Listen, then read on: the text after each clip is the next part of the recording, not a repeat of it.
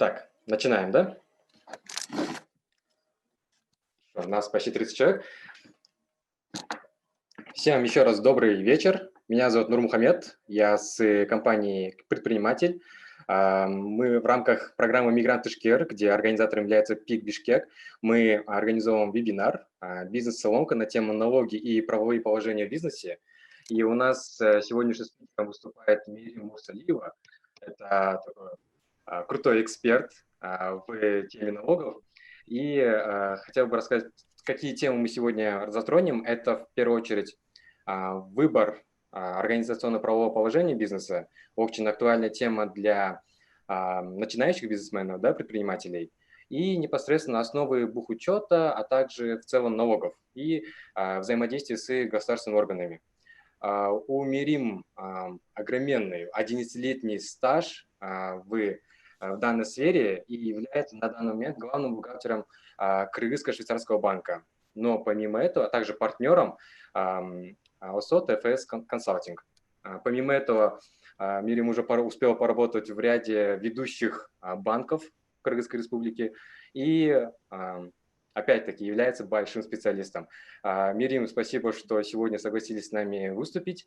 Ну а пока до вашего выступления хочу передать слово Искандеру Шаршееву. Это директор ПИК Бишкек, непосредственно организатора, да, данного мероприятия.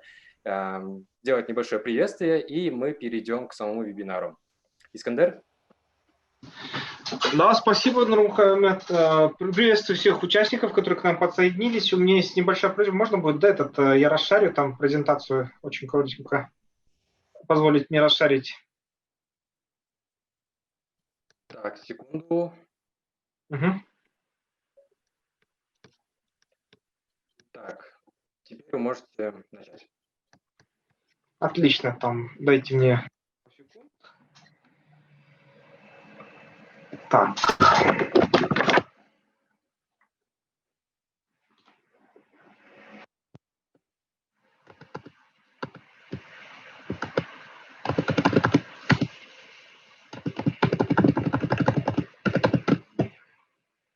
Итак, видно ли презентацию? Нет, пока не видно демонстрацию. А сейчас? Отлично. Видно, да? Сейчас, секунду. Что-то этот...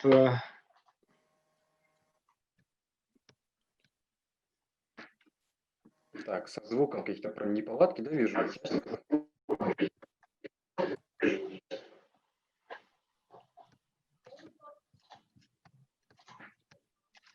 Не видно, да, еще презентацию? Что-то не удается открыть. Нет, презентацию не видно. Презентацию не видно. Вот теперь видно, да, должно быть? Да. Нурмухамед, слышно? Вас слышно, презентацию видно, только лишь у участников небольшие проблемы с звуком. Те, кто не могут подключить звук, я сейчас напишу, вы можете кстати, начинать. участникам могу порекомендовать, у кого проблемы со звуком, там попробуйте разрешить вашему гаджету использовать звук устройства, да, если это компьютер или телефон, и тогда вам будет слышно, по идее. В большинстве случаев так. Ну, тогда позвольте начать. Я очень быстро пробегусь, познакомлю вас с тем, что такое ПИК Бишкек. ПИК Бишкек – это организация, инкубатор, акселератор, да, которая предназначена для помощи стартапам. Мы начали работать с февраля 2020 года, официально открылись тогда с участием официальных лиц Британии и Великобритании и Кыргызской республики. По сути, мы являемся местом, где вы можете пройти бизнес-акселерацию. Это означает, что, например, если вы бизнес, который существует больше года, вы работаете, прибыль уже какая-то первая пошла, но вам нужно масштабироваться, увеличиться, да, дальше развиваться, тогда вам нужно получить какие-то знания, по которым, возможно, у вас есть пробелы или потребности. И тогда этот процесс называется акселерацией. Мы также предоставляем доступ к менторам-консультантам. У нас проходят тренинги и семинары. У нас есть международная сеть деловых связей, а также сообщество инвесторов, да, которыми мы сводим выпускников наших программ. И благодаря этому некоторые из них могут найти себе инвестиции, те, кто в этом нуждается. У нас электронная платформа знаний, и там есть контент мирового класса. Да. Мы провели уже IT-акселерацию в начале этого года, да, в январе начиналась она. И выпускники IT-акселерации, 10 компаний, они вот сейчас участвуют во многих международных мероприятиях и очень хорошие результаты достигают.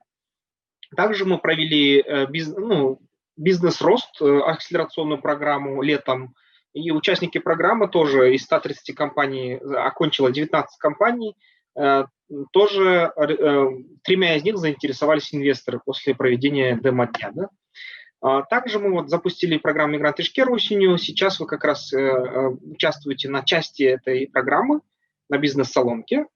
И программа предназначена для мигрантов. Больше 130 компаний подали заявки. Тоже из них отобраны были 25 компаний. Сейчас процесс идет, да, ведения обучения. Также ПИК привлекает к своим мероприятиям менторов мирового класса. На техакселерации мы из Силиконовой долины привлекали менторов. Также мы привлекаем на вебинары профессионалов местного рынка. Да? Особенно в связи с этой ситуацией с пандемией, многие менторы, которые вели у нас вебинары, дали ответ бизнесменам на то, как именно воспользоваться ситуацией так, чтобы выйти с наименьшими потерями, оптимизировать налоги, получить скидки с банков, да, там, по процентам определенные преференции. И я думаю, их советы были очень полезны. Оно все на YouTube-каналах у нас размещается. Поэтому, если вы там посмотрите наши YouTube-каналы, то вы увидите, может быть, получите очень ценные советы, если вы еще не видели эти вебинары. Также мы проводили международные мероприятия на Ignite 2020. Это бизнес-школа Джаджа при университете Кембриджа. Есть такая программа акселерационная, мы направляли туда выпускников. Наша акселерационная программа по IT. И в этом году мы впервые провели в Кыргызстане международный чемпионат мира по предпринимательству, да, то есть национальный финал чемпионата мира по предпринимательству в Кыргызстане. И туда тоже пробились 2 наши кыргызские компании, которые попали в топ-25 компаний. Одна из них, 2 попали в топ-100, а одна из них в конце попала в топ-25. Чуть-чуть не хватило, чтобы вообще получить одно из первых призовых мест, там, 1, 2, 3. Я думаю, в следующем году надо попробовать, да, следует попробовать. Вот такое у нас было очень исторический, такое, скажем так, историческое событие в этом году. Наша программа исполняется организацией ДАИ Европа ЛТД, и наши основные партнеры – это американская компания Venture Hive, местные компании и Международный университет Центральной Азии, международная компания, BizExpert, International Alert, и при университете Кембриджа есть бизнес-школа Джаджа. Вот это наши партнеры. Это мы, наша команда Peak Team. Я надеюсь, что пандемия закончится, и мы с вами будем видеться все чаще и чаще в нашем офисе, потому что вторая волна пандемии сейчас мешает это нам сделать, но я думаю, что все такие вещи когда-нибудь кончаются, да, обязательно. Пожалуйста, подписывайтесь на наши соцсети, на наш сайт, следите за нашими новостями, обновлениями, потому что мы очень интересные вещи стараемся делать для вас, и именно для предпринимателей, для руководителей, владельцев стартапов или для тех, кто планирует создать свой стартап и стать бизнесменом, может быть, когда-нибудь единорогом. Да? Так что подписывайтесь на нас через QR-коды, вы выйдете на наши социальные сети и будьте в курсе всех наших обновлений. Благодарю за внимание. Спасибо. Пожалуйста, Нурмухамед, у нас сегодня очень крутой спикер. Приветствую вас, Мирим. Пожалуйста, перехватывайте. Да. Все, спасибо большое, Искандер, за презентацию. Спасибо, Искандер. Небольшое эхо от вас идет, Искандер. Все, спасибо большое. За презентацию. В целом, повторюсь, вы находитесь в части программы Migrant Share, которая уже подходит к концу. И хочу сказать, что у участников крутые результаты. Все это благодаря данной программе, которая финансируется правительством Великобритании.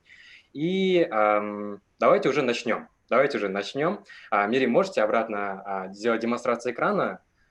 И начнем ваше выступление. Ой, сейчас. Получилось? Так, получилось. Все, с нами Мирим Мурсалиева, эксперт в налогах. Давайте, вам слово.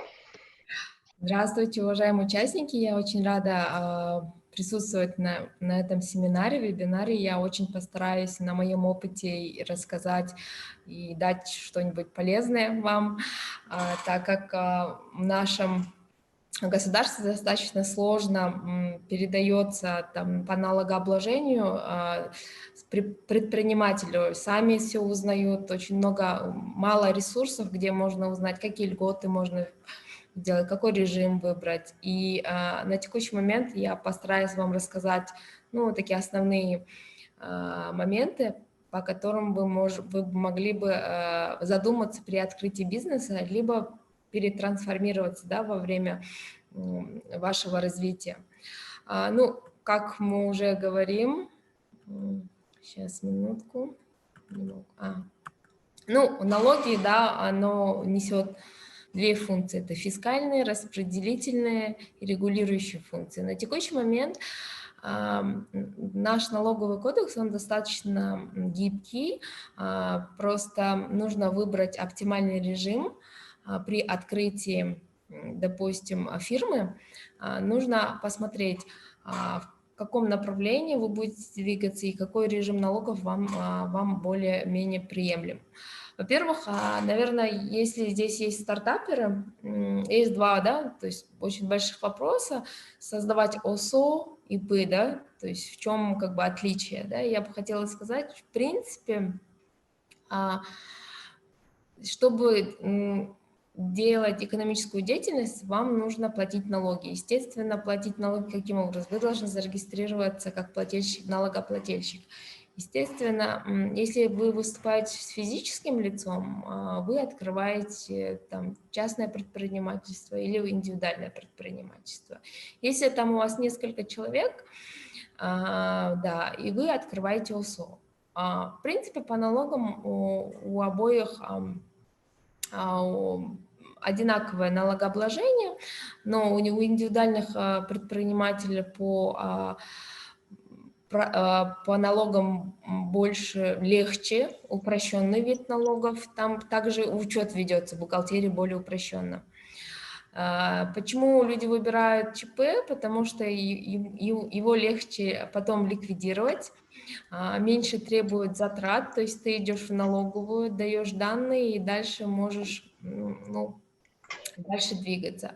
По ОСО регистрация чуть-чуть подольше, да, то есть ты регистрируешься в Минюсте, готовишь документы, дальше тебе нужно открыть расчетный счет, в этом отличие. Что касается налогов, оно, в принципе, администрируется таким образом. Есть два вида налога. Давайте рассмотрим насчет ЧП. Есть деятельность, которая обязательно патентируется, и есть добровольные виды патента. Это называется специальные налоговые режимы. То есть есть, согласно... Мне слышно, да? Да, хорошо слышно. Вот. Если вы занимаетесь какой-то деятельностью, которая не подпадает под обязательное патентирование, там есть список, туда входят сауны, парикмахерские, услуги запчасти, лотерейная деятельность, игровые клубы, да, по ним вы должны обязательно брать патент. Но есть такие услуги, как торговля, швейный бизнес, либо там сантехника, да, либо услуги переводчика, репетиторства. Там есть свои ставки в зависимости от регионов. Вы идете в налоговую, регистрируетесь. Кстати, я очень хотела бы отметить, что в этом году налоговая система более упростилась, и сейчас можно электронные патенты открывать. Каким образом вы делаете? Изначально вам нужно пройти идентификацию. Вы идете в налоговую, даете ваши данные, и вам открывают личный кабинет. И все. И потом вы можете это делать удаленно, да, то есть взяв пароль и все коды, вы можете оплачивать через терминал и уже автоматом продлевать патент. При этом вы выбираете свою деятельность, и в этом на сайте налоговой сами рассчитывают сумму налогов и страхового полиса. Вот. Помимо патента, да, я бы хотела указать, что вы еще покупаете страховой полис, так как соцфонд и налоговая объединились. вы не можете приобрести патент без страхового полиса. Как рассчитывается сумма страхового полиса? Она рассчитывается от среднемесячной, 10% от среднемесячной зарплаты по регионам, да, то есть у каждого региона есть своя ставка. Это могут посчитать вам в налоговом.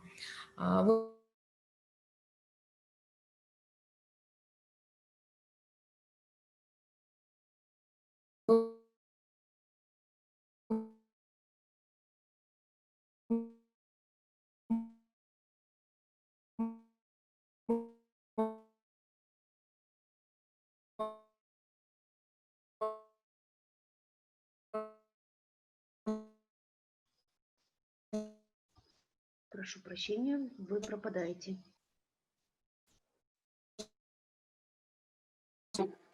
Вас плохо слышно, проблемы с интернетом, видимо. Так, уважаемые участники, меня слышно, да? Это и у меня, да, видимо, так? Ага, Нет, мы вас слышим, Нурмухамед, это у Мирим, кажется. Так, Мирим, кажется...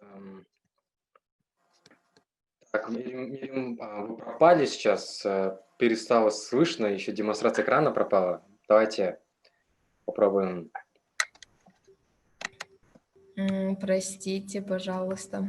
Все, слышно. Простите, Продолжаем. пожалуйста, где, да, ну я повторюсь, да, насчет, когда вы открываете ОСО, то есть у вас варианты открыть там режимы. Но что бы я хотела, да, рассказать. Вообще есть... При выборе налогов выбирайте, зависит от вашей деятельности. Допустим, если у вас консалтинг и услуга, где маржинальность, да, ваш доход составляет там более 50%, то я рекомендую вам открыть на основе единого налога. То есть единый налог что делает? Вы уплачиваете некий процент от выручки, тем самым вы освобождаетесь от налога на прибыль и налога с продаж. Поэтому данный вид налога, ставки у него такие, если вы наличкой оплачиваете, то 6% от выручки, а если безналом, то 3%. Это касается тех деятельностей, как услуги, там, дизайнерские услуги, где очень большая маржинальность, которая остается у компании.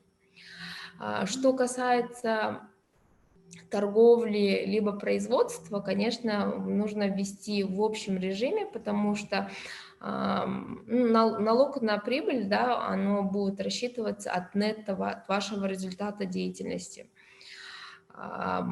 Вот. Вообще, в целом, по налогам я бы хотела разделить налоги на два вида. Так, сори. Что-то у меня не получается. Помимо этого, я бы хотела рассказать о налогах, которые удерживаются у работников. Это подоходный налог и соцфонд. Подоходный налог удерживается от разницы вашего соцфонда и минимального вычета. Допустим, если у вас оклад составляет 10 тысяч сомов, сначала удерживается соцфонд 10 тысяч сомов, а от него минимальный показатель 650, и от разницы высчитывается подоходный налог. Тем самым у работника удерживает 19% от заработной платы. Так, Нурмухамед, я не могу это... вот, да. Помимо этого, работодатель оплачивает, если, допустим, помимо 17,25 оплачивает работодатель от общей суммы заработной платы. То есть тем самым на соцотчисления мы платим 27-25%. Из них 10% работник, 17-25% работодатель. Вот. И в целом, если так посмотреть, то компания оплачивает плюс налог на прибыль, от всей общей как бы, результатов он оплачивает где-то 43% от прибыли. Поэтому выбор оптимального режима налогов, он является более-менее логичный. Что касается вообще льгот, я бы хотела сказать, что если работаешь безналичной, то есть по безналу через банки, то ставки налогов очень лояльные, 0%, то есть практически вы не платите налог с продаж. Вот. Но когда вы переваливаете 8-миллионный пролог, вы являетесь налогоплательщиком НДС. Вы должны зарегистрироваться как налогоплательщик НДС. Вам дается месяц, как вас зарегистрировать, и со следующего месяца вы должны уже обязаны платить налог на добавленную стоимость. Я бы хотела здесь чуть-чуть пошире рассказать насчет налогов с продаж и налог на добавленную стоимость. Это вообще косвенные налоги, оно накладывается на конечного потребителя. То есть если вы являетесь посредником перепродажи товаров, да, то есть вы можете взять ее взаимозачет. Допустим, если вы от компании А, да, взяли, чтобы вы компания Б, да, перепродать компании С, то конечным плательщиком налога с продаж и НДС будет являться последняя компания, которая покупает этот товар или употребляет. Вот. Что еще хотелось сказать? В принципе, у нас еще есть несколько видов специальных налоговых режимов. Это налоги на основе налогового контракта. Здесь есть специальные сферы, такие как общепит, и еще одна сфера, по-моему, гостиничные. Они могут оплачивать на основе налогового контракта. Здесь ты заранее подходишь в налоговый орган, они считают предварительную выручку, и ты заранее оплачиваешь налоги. Налоговый режим в свободно-экономических зонах, они освобождены от всех видов налогов. Но там есть свои требования, чтобы зайти в свободную экономическую зону. Очень хороший режим налоговый в парке высоких технологий. Ну, вы должны, во-первых, соответствовать требованию этому парку высоких технологий. Естественно, там есть свои цели, то есть они берут только те IT-компании, у которого экспорт продукции будет через 3 определенный период времени 80% за рубеж. И, конечно же, чтобы специалистами являлись резиденты Кыргызской республики. Они освобождены от всех видов налогов, в том числе и НДС, и платят 1% от выручки к парку высоких технологий. Вот. Что касается вообще на основе практики, сейчас налоговая система очень упрощенная. Все можно сделать электронно. С 1 июля все перешли на электронный счет фактуры, что очень нам, да, бухгалтерам, облегчило способы, да, получения этих счет-фактур, потому что это были очень много телодвижений, там пойти написать заявление, получить там нумерацию счет-фактуры. Сейчас все идет в режиме онлайн, все это отслеживается, и сдача налоговых отчетов тоже стала очень облегчена. В принципе, из данных сфер, да, я бы что хотела рассмотреть. Искендер, Нурмухамбет, я бы хотела побольше, может быть, пообщаться, может быть, у кого есть какие-то вопросы, я могу ответить. Ну, Давайте. давайте так сделаем.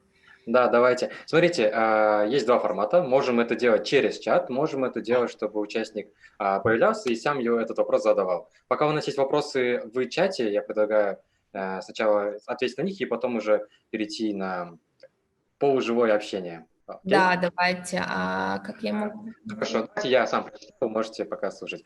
Даниар Мамура спрашивает, какой налоговый режим выбрать для компаний, занимающихся медицинским туризмом? И обязательно ли патентированная деятельность? Обязательно ли патентировать эту деятельность?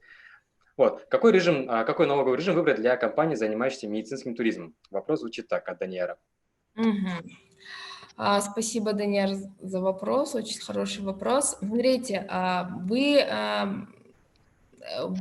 открываете, хотите открыть как ОСО, либо как ЧП? Как ОСО. Как ОСО, да? Да. Вот смотрите, я бы предположила, так как это услуги же, открыть на основе специального режима, как единый налог. Вы будете оплачивать 3%, если все деньги будут поступать безналом, 3% от выручки. Тем самым вам нет необходимости доказывать расходную часть. Ну, будете вести как бы учет более упрощенно.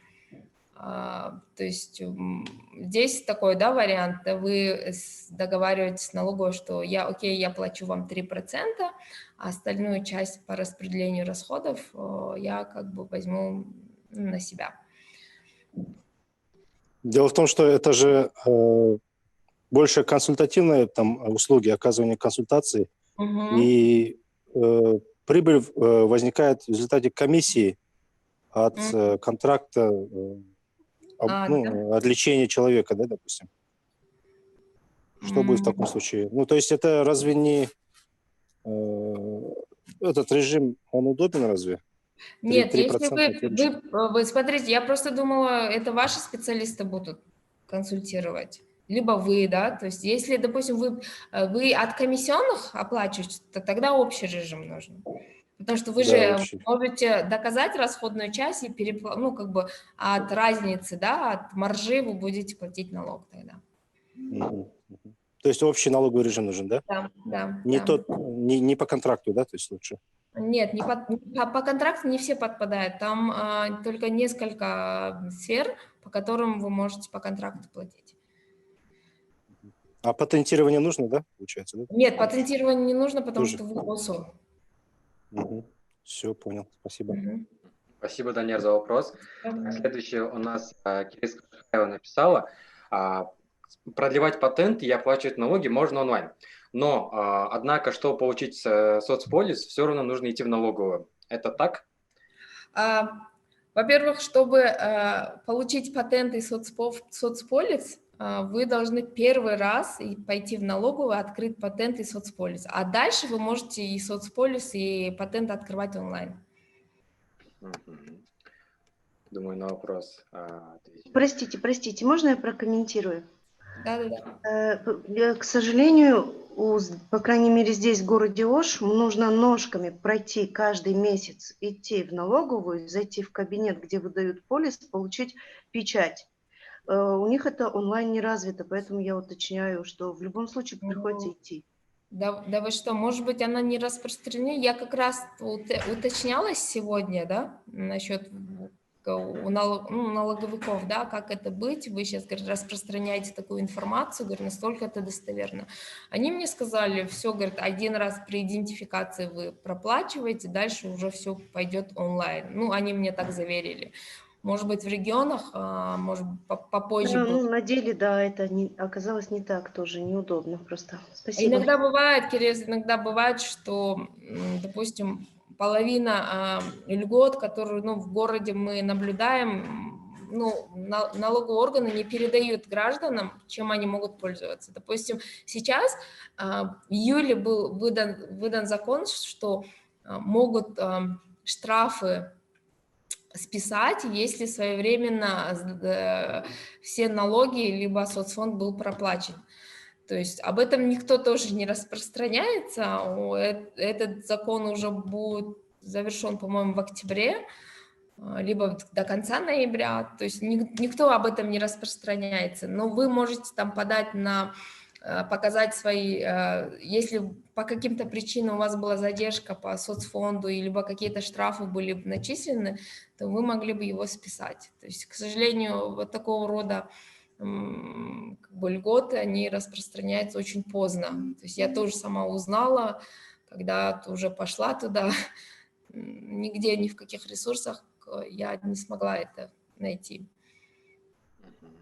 Хорошо, спасибо за вопрос и ответ. Следующий вопрос от Джилдыс. Какими видами налогов облагается компания в сфере образования? И есть ли как раз-таки те самые льготы, да, о которых вы говорите? Сфера образования, она, во-первых, освобождена почти от всех налогов. В плане не подоходный, а налог на прибыль, земельный налог, детские сады и образовательные центры. Поэтому вам нужно пройти сертификацию, зарегистрироваться и сдавать как бы, отчеты. Окей. Давайте, я сейчас предлагаю, тут стало много-много вопросов. Давайте сделаем немного такой более живой формат. Кто-нибудь поднимите руку, да, там здесь может есть такая функция, либо откройте свою камеру и задайте свой вопрос. Говорить. Вопросы тут вижу интересные. Будет лучше, если так. Хорошо? Вижу, тут у нас от Джахшилык, от Урмата вопросы есть. Да, Мири, можно спросить? Да. Да, Керес. Вот есть, у вас есть какая-то вот таблица с формулами расчетов налогов, вычетов вот этих вот, расчет выплаты заработной платы? Нет, я имею в виду эти вот все 17, 25, 8, 2 и 10. Да, Керес, если вы в конце, я, может, Нурмухамету оставлю свой адрес, я обязательно вам вышлю. Да, и вот мой вопрос еще был в том, что вот 650, вот этот, есть случаи законные, когда можно не вычитать это? Не вычитать, если он работает по совместительству. Допустим, он не может в двух компаниях по 650 брать. То есть если он у вас работает по совместительству, к вычету его не применяете. А если он работает основной, то это обязательно прям, да? Это обязательно, да. Все, хорошо, спасибо. Здравствуйте, Мирим. Можно будет задать вопрос? Да, Джахшилык. Смотрите, я, например, являюсь индивидуальным предпринимателем, но в основном я работаю с государственными тендерами на основе ИП, получается, на основе свидетельства. И на данный момент я оплачиваю налоги, получается, у меня подоходный налог, 3 вида налогов, по-моему, подоходный налог, налог с продаж и еще один налог, но вот я забыл название этого налога. Вы же по свидетельству работаете? Налог на прибыль, да, вот 3 этих вида налогов оплачиваю. Да, по свидетельству. И, например, для ИП, для моей формы деятельности у меня все платежи проходят онлайн, безналичным расчетом, переводом. Что для моего ИП будет легче, какая система налогообложения? Что вы можете посоветовать? Смотря какой вид деятельности вы занимаетесь. Вы продаете товар? Да, у меня в основном товары, да. Тогда общий режим. Тот режим, который вы сейчас сидите, он нормальный, потому что вы оплачиваете справедливо от разницы, от полученной прибыли, валовой прибыли, за вычетом расходов. Но вы же налог с продаж не платите, да, правильно? Да, потому что у меня все идет через безнал, и, соответственно, у меня 0% по безналу. Да, вот тот режим, который вы там сидите, он более оптимальный. Я вот не могу понять, почему по свидетельству, потому что вы 8 миллионов порог перешли, или вы... Нет, у меня, получается, нет 8 миллионов порога. Когда я только делал ИП, у меня не было еще информации. Я пришел в налогу, с ними проконсультировался, и я пришел к такому выводу. У меня, получается, нелицензированная, не специализированная торговля, и я почему-то подумал, что мне будет так удобнее. Просто у меня не было информации. В принципе, если вы работаете в госорганами, каждый раз патент все брать, то есть вы правильно сделали, что выбрали по свидетельству. Да, тем более у меня, получается, нету такой страховки. Получается, я участвую в конкурсе, в тендере. Если я тендер не выигрываю, то все равно мне уже идет оплата. Если не выигрываю, то, получается, я не оплачиваю, если не было деятельности в определенный месяц. То есть это самый оптимальный вариант, да? Да. Да. Спасибо большое. Да, спасибо. Ага. Кто еще хотел бы задать вопрос?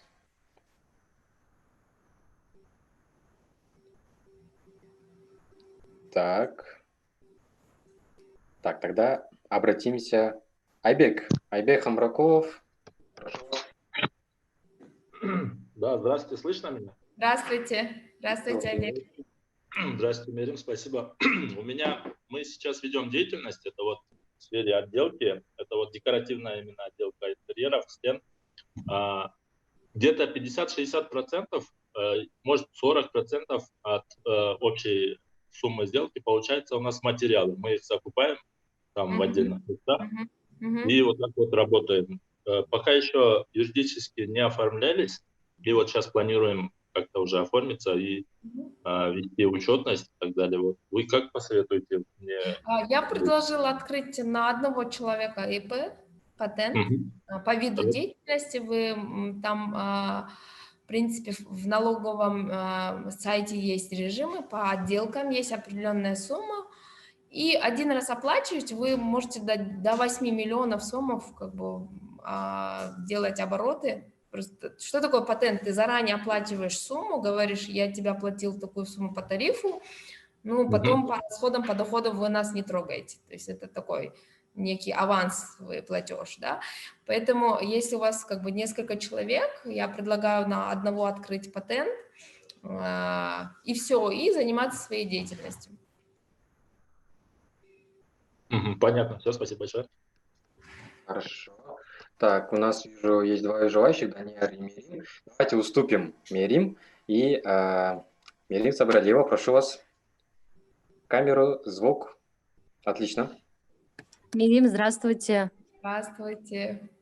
Вот в чате задали вопрос, мне тоже это интересен, ответ по поводу, вот кто должен платить налог за аренду, арендодатель или арендатор. И еще такой вопрос дополнительный. Вообще, как вы посоветуете выбирать бухгалтера? На что смотреть, насколько он компетентен или нет? Потому что бывает, что сталкиваешься, вроде бы там, ну, поговоришь, вроде бы адекватный, а вот когда все равно же нужен бухгалтер, который тебя будет защищать, да, вот есть же такие бухгалтеры, которые прям вот, иногда же бывают, налоговики сами ничего не знают, ошибаются, и нужен такой хороший бухгалтер, который вот скажет, нет, вот так, и защитит тебя. Спасибо большое заранее. Ага, Мирим, спасибо за вопрос. Насчет первый вопрос, насчет аренды арендодателя, я бы хотела сказать, вообще налоговые издержки при проверке, да, остаются тому человеку, который выплачивает аренду. Допустим, если это ОСО, который выплачивает аренду там, физическому лицу, он как налоговый агент должен удержать эту сумму налогов. То есть это в налоговом прописано. Именно администрирование, да, удержание, точка, да, оно в целях правильной защиты, да, налогоплательщиков, оно остается у налогового агента. Налоговый агент – это тот человек, который платит. Поэтому, то есть тому человеку, который платит эту аренду, да, нужно либо запрашивать если он не платит налогу, у того человека там патент на сдачу помещения, либо он должен удержать и соцфонд, и подоходный налог, потому что в случае проверки он будет виноват, так как он как налоговый агент не удержал от доходов соответствующие налоги. Что касается второго вопроса насчет главного бухгалтера, да, я вообще приверженец к тому, что бухгалтер должен вам помогать, да, то есть если вы будете искать бухгалтера, да, то посмотрите, насколько он гибкий, да, насколько он варианты, да, дает, то есть платить налоги можно, ну, как бы налоговый орган при проверках, он будет рад, если вы будете платить налоги как бы всегда и каждый раз, но выбирать оптимальный вариант, какой лучше, в какой сделке, да, то есть нужно находить такого человека, которого вы должны предварительно открыться, рассказать, какой у вас бизнес, как вы будете собираться. И при каждой сделке обговаривает, каким образом это будет проходить. Может быть, вам оформится не в этой форме, не в той форме, да, то есть это не обязательно уклонение от налогов, просто выбор правильной формы оплаты, либо правильного направления, да, в каком виде будете двигаться. Вот. А налоговики никогда не скажут: ой, вы платите излишних налогов, да, то есть они будут, наоборот, акцентировать то, что вы что-то недооплачиваете. Поэтому, наверное, бухгалтера выбор ваш, но я бы акцентировала на профессионализм, на то, чтобы она не нагружала вас, потому что если бухгалтер вас нагружает какими-то документами, да, что-то просит вам договора сделать, либо счет на оплату, тогда вопрос, зачем он там сидит, зачем вы ему платите, да? Вы же не на бухгалтера работаете. Просто я часто сталкиваюсь с предпринимателями, которые бухгалтера очень сильно загрузили в плане счет на оплату, счет фактур, да подайте нам это, подайте нам то. То есть человек вроде бы нанял бухгалтера, но целый день занимается там сбором вот этих документов. Поэтому я думаю, что при выборе бухгалтера нужно все это обговорить. То есть ваша часть продажи, вторая часть — это оформление этой бухгалтерской сделки остается на бухгалтера.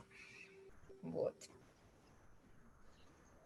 Спасибо, Мерим, за вопрос, спасибо, Мерим, за ответ. Данияр Мамыров хотел задать вопрос, слушаем вас. Еще раз здравствуйте, Мерим. У меня возникает второй вопрос относительно, вот, допустим, мы сейчас на процедуре регистрации, иностранная клиника хочет открыть филиал в Кыргызстане и с целью оказания медицинских услуг в Кыргызстане, плюс вторая деятельность, это будет, мы сейчас вот выбрать вид деятельности не можем, по оказанию вот медицинских услуг по медицинскому туризму, да, то есть консультации будут для отправки на лечение за рубеж, да. Получается, первая клиника, она вот в форме филиала, сейчас регистрация идет, и она будет в виде ОСО, это по-любому, да, другого выхода. Да. А вот вторая деятельность, получается, можно выгоднее получится, как индивидуальный предприниматель, скорее всего, да, потому что эта деятельность, она в основном здесь только консультация идет, там один консультант будет, и контракт оплачивается за рубежом, допустим, да, и подписывается контракт там, допустим. Да, или здесь подписывается. Такое можно, да, как бы сделать, но бухгалтер как бы будет один человек, который будет учет вести в этих двух компаниях. Да, то есть филиал будет открываться как ОСО, то есть он платит все налоги, но если у вас контракты за рубежом, то есть я вам советую там взять один патент, который совпадает по виду деятельности, оказания консультации, и дальше по нему работать, продлевать. Аренда, допустим, мы же в то же время будем, эта компания будет арендовать помещение, допустим, желательно тоже, да, как бы открыто ОСО, та, которая будет сдавать помещение второй компании, которая по патенту будет работать, она желательно, чтобы тоже, получается, оформиться, ну, официально платить налог за аренду, да, то есть, которую она получает. Ну да, допустим, если вы, допустим, вы же как патентник откроете, вы будете у арендодателя как бы брать помещение и давать ему деньги. То есть если вы как патентник, если он не как патентник, он не как ОСО, то есть вы должны удержать, да, какую-то часть налогов и оплатить. Нет, он как ОСО. Он как Я ОСО. как патент. Нет, клиника, арендодатель как ОСО.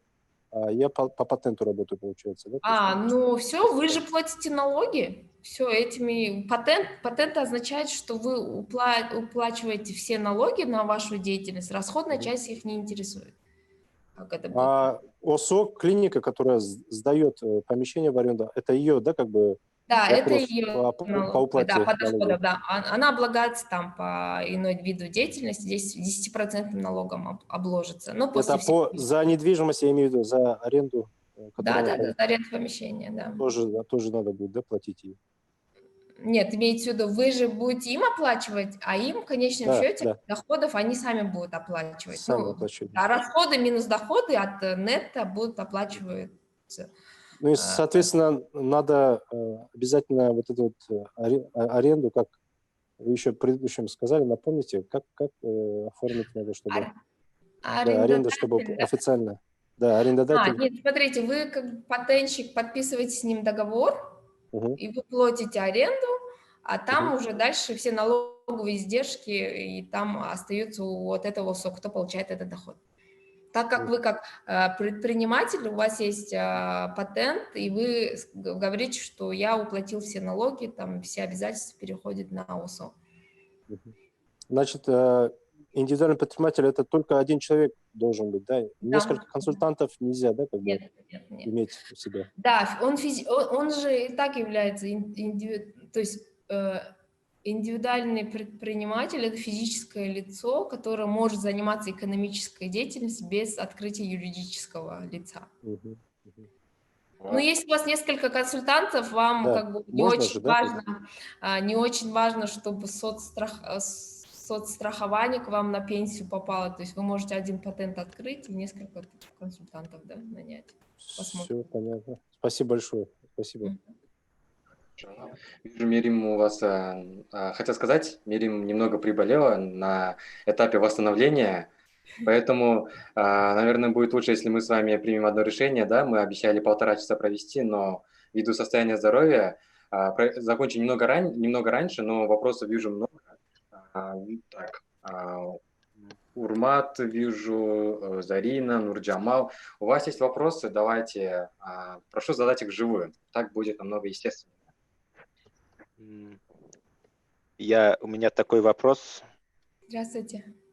Здравствуйте, у меня такой вопрос. Слышно? Да, вас слышу, я хорошо слышу. Это вот я являюсь штатным сотрудником компании. И помимо вот этого трудового контракта, компания еще должен заключить договор на проектные работы со мной. И это самое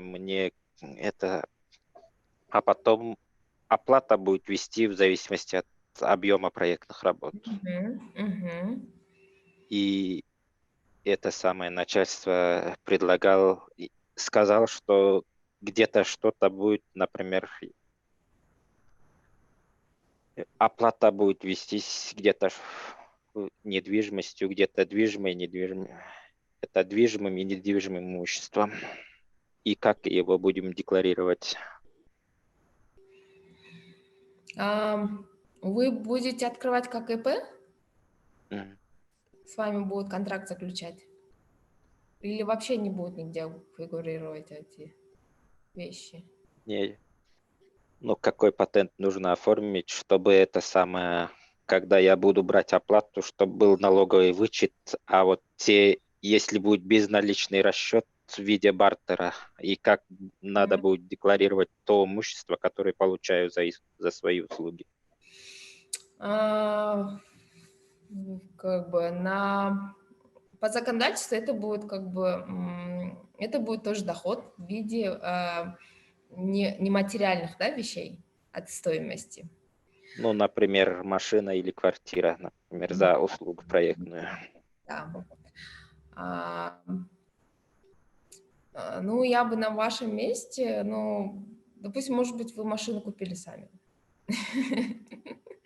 Нет. Как бы вы платите налог. Нет, предположим, что я сделал проект многоэтажного дома, и заказчик, то есть мое начальство, оплачивает его квартирой. И вы будете декларировать стоимость этого имущества. Но вы же получаете патент, вы заранее оплачиваете налоги. Вам просто в конце года вы просто сдаете декларацию, сколько вы доходов получили, да? Вы сумму любую можете указать, стоимость, допустим, квартиры, либо стоимость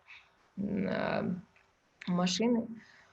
Поэтому, оплачивать налоги вы же уже заранее оплатили, если вы патент будете покупать. Ну, при оформлении патента определенная сумма оплачивается, а вот те проектные работы, которые будут потом на основе этого патента вестись, и потом вот какая-то определенная сумма, когда накопится, и вот за оплату этой сумму, например, начальство дает квартиру. Ну вот смотрите, единственное ограничение по патенту, то, что вы не можете работать, когда вы превысите 8-миллионный порог в течение 12 месяцев, если сумма контракта у вас будет больше 8 миллионов, вы обязаны зарегистрироваться как по свидетельству. Вы будете оплачивать все как бы общие режимы налогов, да, таких на НДС, налог с продаж, то есть вы будете оплачивать все виды налогов. Поэтому вот в том случае, мне сейчас сложно сказать без цифр, без этого, то есть я вам единственное скажу, до порога 8 миллионов вы заранее покупаете патент, и вы можете, в конце года вы декларируете о своих доходах, но не платить налоги. Ну и как только вы перешли этот 8-миллионный порог, вы уже будете работать как общая компания, ежемесячно сдавать отчеты, ежемесячно декларировать о всех ваших доходах, платить налоги.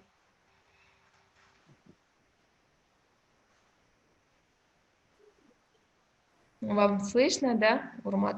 Да. Хорошо, Урмат, есть еще у вас вопросы? Мири, можно еще один вопрос задать? У нас вот на данный момент есть проект, можно так сказать, школа моделей, но мы сейчас работаем как бы подпольно, у нас ничего не зарегистрировано, просто у нас идет второй набор уже участников, и мы бы хотели как-то это оформить. Так как нам уже нужно было финансирование, мы договорились с несколькими компаниями, они уже просят, чтобы мы были зарегистрированы официально. И какую форму регистрации нам будет лучше выбрать? Что вы можете, например, посоветовать? Допустим, смотрите, если вы будете работать с большими крупными компаниями, лучше, конечно, открыть вам УСО. И это будет услуга же, вы будете преподавательской деятельностью заниматься. Да. Дам два варианта. Если вы можете заключить контракты с преподавателями, да, и удерживать на них налоги и оплачивать, то вы тогда выберете общий режим, да, 10% налог оплачивать. Если вам тяжело, да, этим сотрудникам и выгоднее будет, просто оплачивать им как бы наличкой без удержания, то вам нужно выбрать налог на основе единого налога. То есть от выручки вы платите определенный процент, 3%, если без налог, да, и все, расходная часть, это будет по вашей бухгалтерии, да. То есть она отменяет как раз налог на прибыль и налог с продаж. Это получается лучше вот то, что сказали, 3% от общей прибыли. От выручки, не от прибыли, от выручки. От выручки, да? Выручки, да. То есть чем она отличается? Смотрите, там например, идет кассовый метод. Да.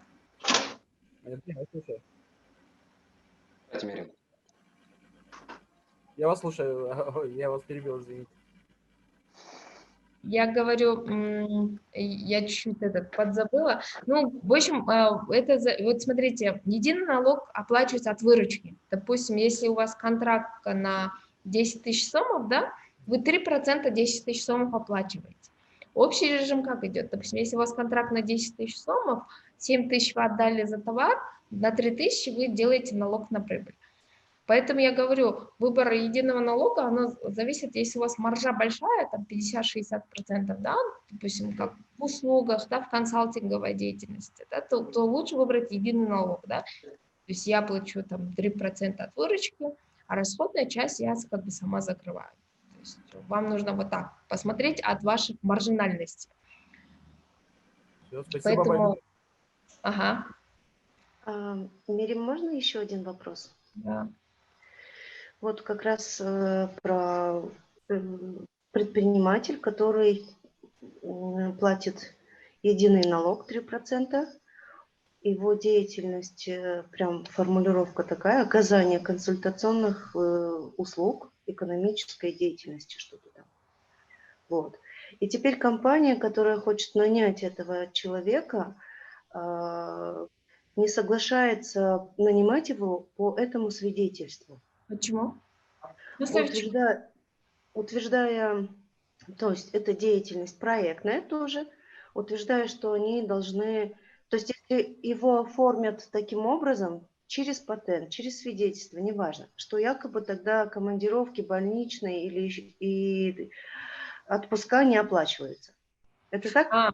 Да, смотрите, когда вы, допустим, что означает, там, когда у вас берут в штат, да, и по трудовому платят? Вы подпадаете под трудовой кодекс. Там есть все защиты, в том числе это выходные, оплата больничных, да. Вот, на вас будет как бы, вы сами будете платить от зарплаты 19%, плюс еще компания будет платить 17-25%. Тем самым там, вы там пенсионные накопления, да, делаете в каком-то будущем. Есть второй вариант на основе патента. Обычно как работодатели соглашаются? Это же большая сумма, 27, 20, ну почти 40 с чем-то процентов, это большая сумма. Работодатель соглашается, слушай, я тебе накину это 17-25, у тебя остается эти свои 19, но ты будешь на основе патента работать. Но, во-первых, там уже вам не будет ни больничных, ни отпускных. Все риски, ну, по охране труда, если какой-то казус, все это случится, оно уйдет на вашем риске, да, то есть вас наняли как консультанта, частного предпринимателя, вот, и на основе этого...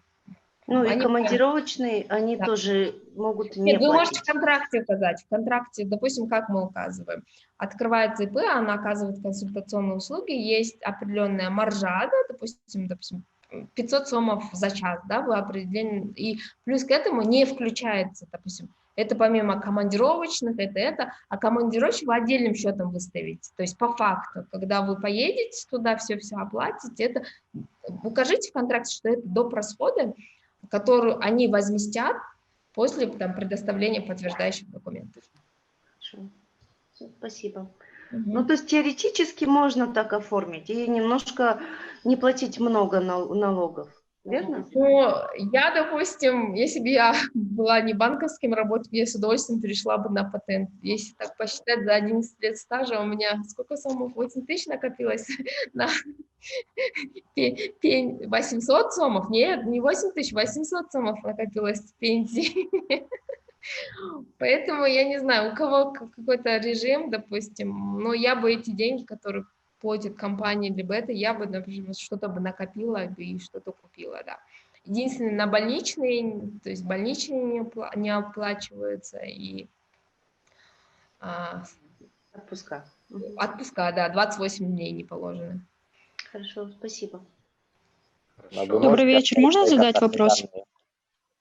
Так, у нас Зарина еще не задала вопрос, Урмат, давайте уступим даме.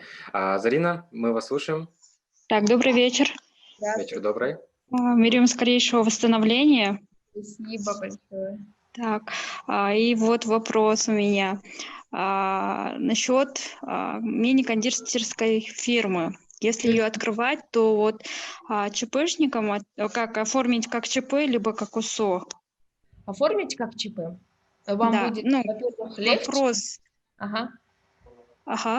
В том плане, что вот, будет выгоднее как УСО оформлять, либо как ЧП. Но это маленькая организация, где будет несколько человек только работать. Я бы, допустим, оформила бы как ЧП, пока вы не расширились. То есть с ЧП можно перейти в УСО как бы очень легко. Во-первых, почему? Во-первых, вы только открываетесь, вам не надо лишних бухгалтерских, да, заморочек, там упрощенная система отчетности ведется. Что касается вашим сотрудникам, да, то есть ваша выручка, это будет ваша выручка. Вы оплачиваете ежемесячно определенную сумму, страховой полис, а дальше сами распределяете своими денежными средствами. И потом еще один вопрос. Есть ли вот послабление для людей с ограниченными возможностями? Да, есть,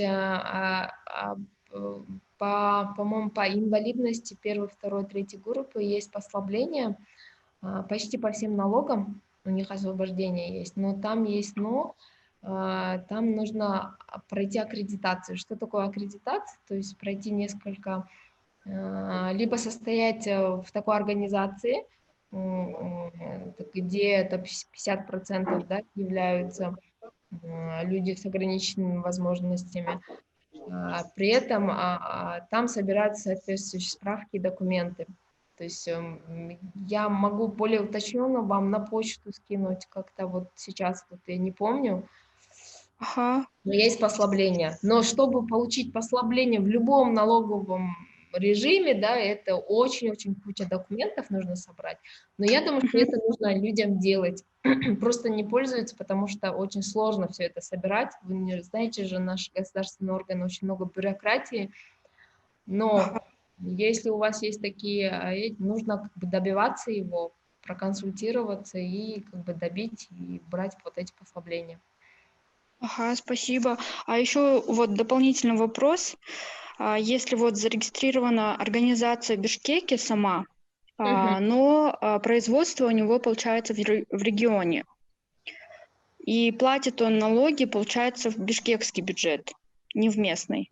Нет, смотрите, есть разные виды налогов. Допустим, есть учетная регистрация и налоговая регистрация. Налоговая регистрация – это, вот, допустим, ваш филиал, головной офис в Бишкеке. Он платит налог на прибыль в голове. Но есть местные налоги, как налог с продаж. Подоходный налог вы должны оплачивать в том месте, где у вас осуществляется предпринимательская деятельность в регионе. Если он зарегистрирован. Хорошо. Спасибо еще раз за ответ расширенный. Предлагаю участникам то, что я говорил ранее, да, немного пораньше закончить, ввиду состояния здоровья мерим. Вижу, немного у вас голос уже немного подскрипывает, поэтому, если вы не против, буквально 2-3 вопроса, да, и можем завершать. Окей. Хорошо, Урмат, у вас, по-моему, был еще один вопрос. Мы вас слушаем. Я хотел взять контактные данные Мерим. Да, давайте Искандер, вы как к нам вышлите, мне как его отправить или как мне написать? Назгуль, Искандер, мы можем через меня, я у Мерим возьму необходимые данные, да, социальных сетей, почту, возможно, и можете ли вы распространить для участников, которые сейчас находятся здесь, по данным? Назгуль, Искандер. Я могу сейчас в чате написать почту, давайте, да, я могу в чате, да, написать почту? Да. Да, вы можете прямо сейчас написать в чате, и, пожалуйста, участники, прямо сейчас себе сделайте скрин или скопируйте, и тогда, да, так можно сделать. Давайте так и сделаем.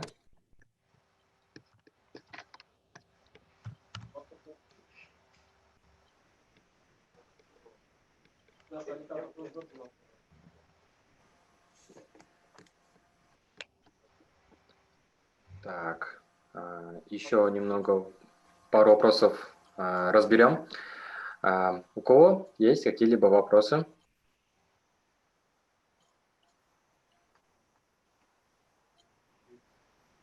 Так, и Керес пишет в чат, Мерим, по поводу расчета налогов на сотрудника, да? Такой чек-лист, либо шаблон, где имеется информация по этим данным. Все хорошо. Вы, Керес, пожалуйста, можете мне напоминалку на почту выслать, и чтобы я вам ответила? Да, все, кому нужна данная форма, напишите на почту Да. merim.mursalila@gmail.com. Да, спасибо. Мне кажется, из уважения к вам, Мерим, люди не хотят задать вопросов, хотя Нет, у них имеется. Спасибо большое. Если не задаст вопрос, я задам вопрос. Давайте, Искандер, мы вас слушаем. Вот я несколько раз слышал уже от представителей малого и среднего бизнеса, как именно вести, например, те, кто сделал бланки строгой отчетности, вот как им именно вести ликвидацию бланков строгой отчетности, какие процедуры за этим последуют, и насколько страшна проверка, говорит, потому что и ИПшники, и небольшие такие владельцы компаний, которые работают по свидетельству, по упрощенной схеме налогообложения, они, оказывается, боятся, некоторые из них боятся делать ликвидации БСО, потому что вслед за этим идет неплановая проверка. Так ли это?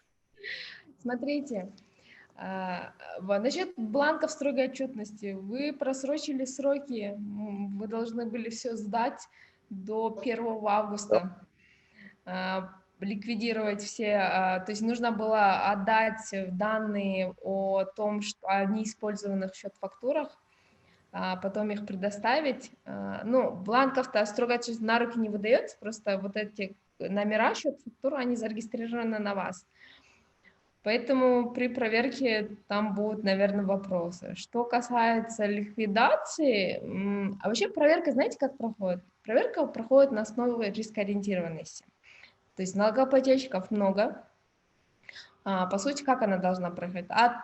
Ну, во-первых, первым проверяется то есть, компании с крупными налогоплательщиками, да? То есть НДСники, либо крупные другие компании. Второе, от того, что насколько вы часто сроки налоговой отчетности забываете сдавать, насколько вы уточненно сдаете, да, и насколько вы штрафы проплачиваете. То есть на основе вот этих всех параметров налоговая система выдает, ну, тех людей, которых нужно проверить. Вообще, проверки были в 2019 году, был принят постановление, где до 2021 или 2022 года запрещены проверки при вновь открывшихся компаниям.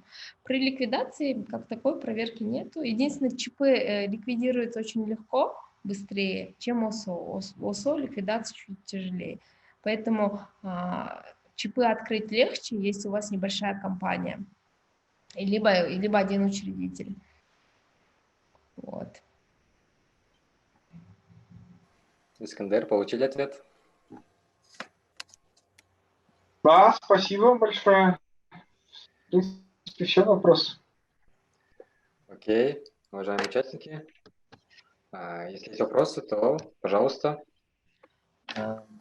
Если, я надеюсь, могла ответить на все вопросы, был ли семинар полезен, очень хотелось бы фидбэка. Сори, что я заболела. Был ли полезен данный семинар? Спрашивается. Мирим даже ускоренно лечилась. Помню, вчера, да и так далее, были немного в плохом состоянии. Спасибо, Мирим. Да. Спасибо большое вам. До свидания. Спасибо. Спасибо большое вам тоже. Всем удачи. Звоните, пишите. Я постараюсь помочь всем, что смогу ответить.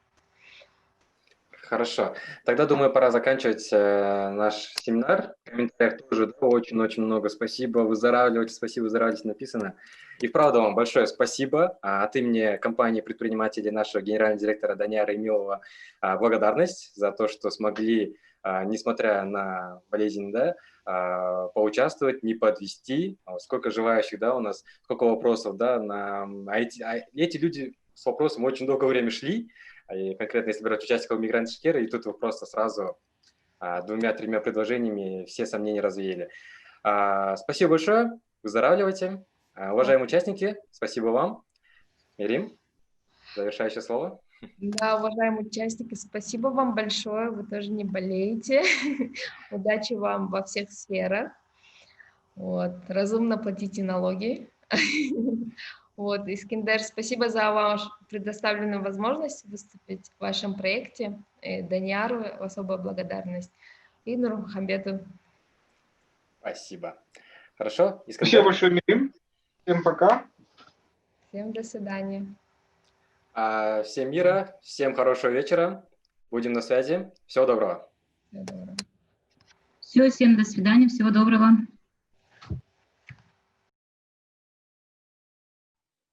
До свидания, всем хорошего вечера.